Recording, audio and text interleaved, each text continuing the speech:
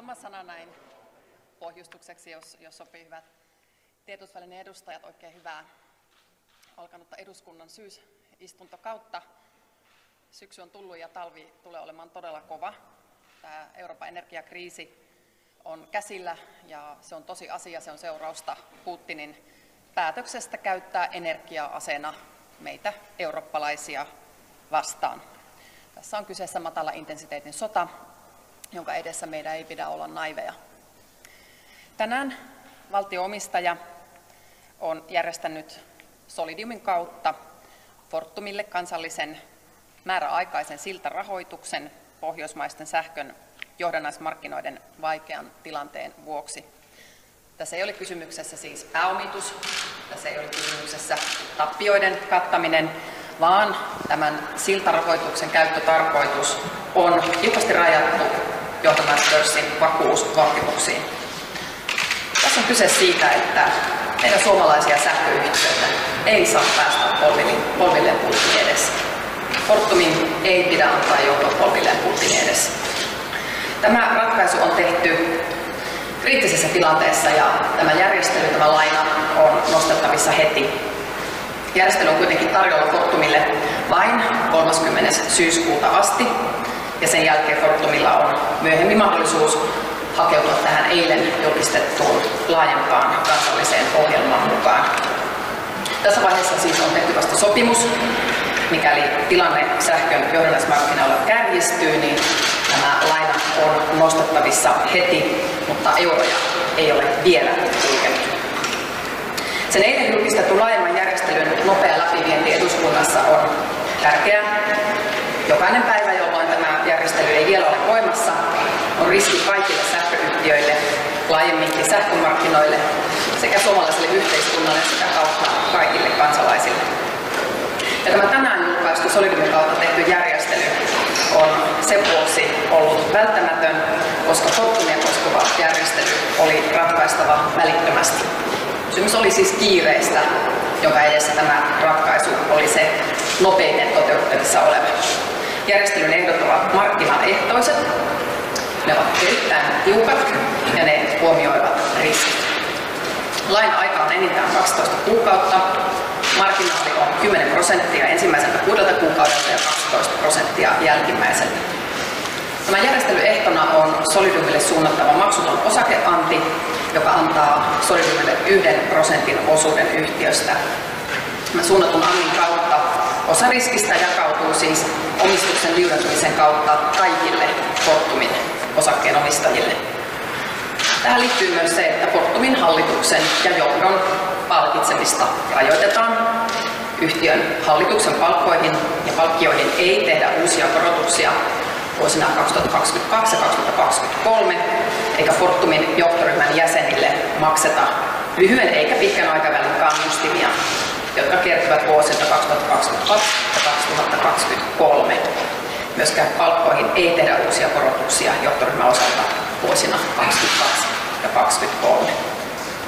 Mä vielä korostan, että tämän lainan käyttöehdot on tiukasti rajattu ja korostan, että tätä kyseessä olevaa lainaa ei voi käyttää Fortumin tytäryhtiö Uniperin vakuusvaatimuksen kattamiseksi.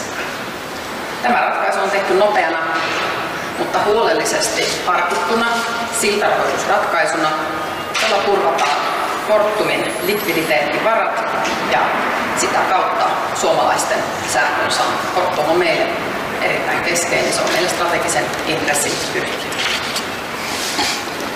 Joo, järjestelmästi. Millä se varmistetaan, että kun Fortumille tämmöinen rahoitus tarjotaan, niin että Fortum ei sitten tämän rahoituksen myötä vapautuvaa tavallaan muuta rahoitusta sitten käydä esimerkiksi Uniperin pääomittamiseen tai Uniperin konkurssin voittamiseen? Me ollaan nyt tehty tämä järjestely Solidiumin kautta nopeana käytettävissä olevana keinona turvata Fortumin käteisvarat tilanteessa, jossa sähköpörssin vakuusvaatimukset kasvaa valitsemattomasti. Tilanne on ollut hyvin horjuva, heiluva viimeiset viikot, viimeiset päivät ja kysymys on miljardeista, jolloin tämä kysymys oli aivan välttämätöntä ja vastuullista ratkaista. Ja sen päätöksen olemme nyt tehneet, joka mahdollistaa Fortumille tämän nopeasti käytössä olevan likviditeetin turvaamisen. On tietysti tilanteesta kiinni, tarvitseeko tähän turvautua, mutta järjestely on käytettävissä ja nostettavissa heti. Yhtiö vastaa muusta ja muutenkin omasta operatiivisesta toiminnastaan itse. Tämä on viimesijainen ratkaisu. Tätä ei ole tehty millään tavalla matalalla roikkuvaksi, mutta järjestelmä on kuitenkin olemassa, mikäli tilanne kärjistyisi niin, että yhtiö uhkaa sitten vakuusvastuuksien vuoksi ajattua maksukyvyttömyyteen. Ossulailla MTV-uutiset. Milloin hallituksella tuli tietää, että Fortum tarvitsee tämän nopean ratkaisun, eikä tämä 10 miljardin euron paketti riitä? Fortumin kanssa keskustelu on käyty jo pidempään.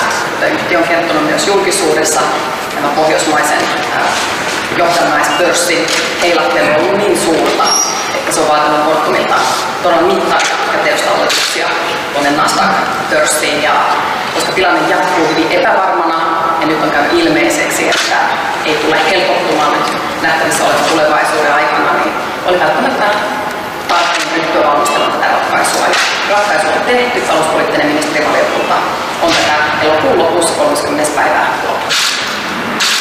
Eli onko tilanne siis se, että Fortumin kassatilanne on niin kriittinen, että ei voi odottaa, että myös Fortum menee tämän 10 miljardin paketin kautta? Ja miksei tästä Fortumin rahoituksesta kerrottu sunnuntaina samaan aikaan, kun kerrottiin tästä muusta 10 miljardin laina- ja takauspaketista? Fortumin hallitus on luonnollisesti tehnyt ratkaisut siitä ja yhtiö on tiedottanut tästä järjestelystä. Kysymyksessä on Solidiumin ja Fortumin välinen rahoitusratkaisu, jota valtio omistajana Solidiumin kautta on ollut tekemässä omistajan päätöksellä. Ja kysymys on juuri, tuossa arvelitte, kiireellinen kysymys. Fortum on sähkömarkkinoiden yksi suurimmista toimijoista ja sen osalta nämä käteisvakuusvaatimukset ovat miljardeissa. Nousu on ollut huimaa viimeisten viikkojen ja kuukausien aikana ja tuli välittömästi tarpeen varautua siihenkin ikävään tilanteeseen, että nämä käteisvakuusvaatimukset nousevat Fortumin osalta sellaisiksi, että se ei enää pysty hankkimaan rahoitusta muualta. Rahoituslaitoksetkin ovat hyvin varovaisia tämän tilanteen johdosta ja tässä tarvitaan nyt vahvaa valtiota ja tarvitaan valtion väliintuloa kuitenkin niin, että se on vasta viimesijainen toimija. Nämä ehdot tässä Solidiumin kautta tässä lainajärjestössä ovat niin tiukka, että tässä on varmasti Fortumille yllytettä hakea ratkaisua vielä myös markkinaehtoisesti muualta. Niin tässä pankkikkalaudella tässä tosiaan 10 miljardin paketissa puututtiin myös näihin osinkoihin, mutta tässä paketissa ei näytä olevan sitä elementtiä. Niin minkä takia osingonjakoa ei puututtu tässä Fortumin rahoituksessa? Näissä jossain määrin on poikkeavuuksia näissä ehdoissa ja ne ovat kuitenkin pääosin samankaltaisia ja on mahdollista, että Fortumkin vielä joutuu kääntymään tähän kansallisen ohjelman puoleen ja Fortumilla on aina siihen mahdollisuus. Tämä järjestely on tehty Solidiumin kautta ja sen ehdot ovat ne, mitä yhtiö on tänään tiedotteessa ja valtioneuvoston kanslian omistajaohjausosasto on julkisuudessa voinut kertoa. Ja ne ovat tiukat ehdot. Niihin sisältyy muun muassa tämä osakekomponentti, jolla Solidiumille tulee osakeannin myötä omistusta Fortumissa, jolloin voidaan kyllä katsoa, että tämä on erittäin tiukka markkinaehtoinen järjestelmä. Mika Koskinen, Iltalehti. Pitääkö paikkansa, että tätä Solidiumin käyttöä tällaisia operaatioita pohdittiin jo alkuvuonna ja Solidiumissa ei oltu kovasti mielissään tästä ja se sitten johti myöskin Solidiumin toimitusjohtajan kerran? Tällaisista spekulaatioista en ole itse kuullut. Luonnollisesti Solidium valtion 100% omistavana yhtiönä on valtion työkalu. Se on tietenkin ensisijaisesti omistaja ja sijoittaja, mutta se on meidän työkalu ja tässä yhteydessä kun oli tarve reagoida nopeasti, niin turvauduttiin Solidiumin kautta tehtävään järjestelyyn. Koska kysymys on hyvin erityisestä järjestelystä. Tämä ei ole tavanomainen järjestely, niin päätös tästä tehtiin niin sanotusti osakeyhtiölain mukaisena omistajan päätöksenä. Mutta oliko Solidiumin käytössä tällaisia operaatioita niin, esillä jo alkuvuodesta silloin, kun Fortum joutui tekemään Uniperillä vastaavanlaisia järjestelyjä? Tällaisesta en ole tietoa. Viimeinen kysymys vielä sieltä. Varför var det så bråttom för att Fortum skulle få den här finansieringen nu och kommer Fortum att klara sig fram tills det här regeringens stödpaket börjar? Naturligtvis hoppas vi att det